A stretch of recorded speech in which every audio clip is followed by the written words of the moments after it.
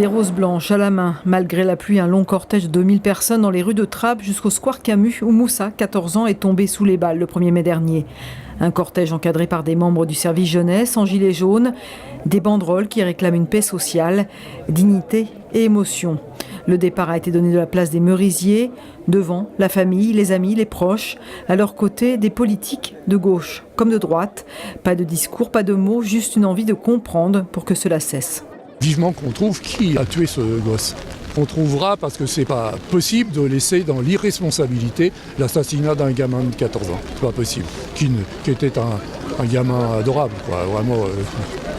Moi, quand j'ai appris sa mort, je le dis tranquillement, malgré mon âge et mon expérience, j'ai pleuré.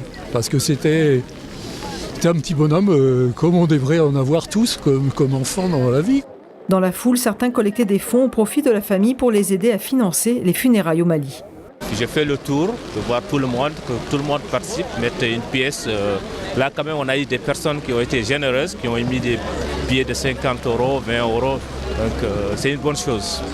Et moi aussi, j'appelle de tous mes vœux pour que ce qu'on vient de vivre là, que ça ne recommence plus, que cette marche serve à quelque chose.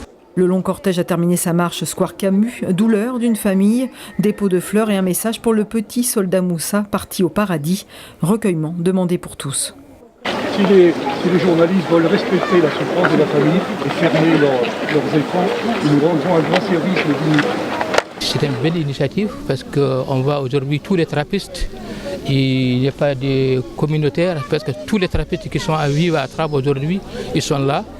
La solennité et les questionnements aussi. L'enfant du quartier ne doit pas être mort pour rien, disent certains. Qu'est-ce qu'on fait pour changer ça? Qu'est-ce qu'on fait pour les jeunes ou les habitants de Camus? Pas de travail, pas d'emploi, ils vivent vraiment à huis clos. Donc j'espère que l'électrochoc aura lieu, finalement un réel électrochoc, et que ça changera et que ça bougera. Tu peux mettre la police, tu peux mettre des hélicoptères, tu peux mettre tout ce que tu veux, ça n'arrangera pas le vivre ensemble, comment d'un quartier à l'autre, on se respecte et on se dit bonjour en traversant la rue, voilà. Il faut faire des choses ensemble. Et ça se fasse par le sport, par la culture. Je crois encore à ça. La mort de Moussa reste encore inexpliquée, conflit entre quartiers ou guerre de territoire sur fond de trafic de stupéfiants. À Trappes, au square Camus et ailleurs dans la commune, il y aura un avant et un après Moussa.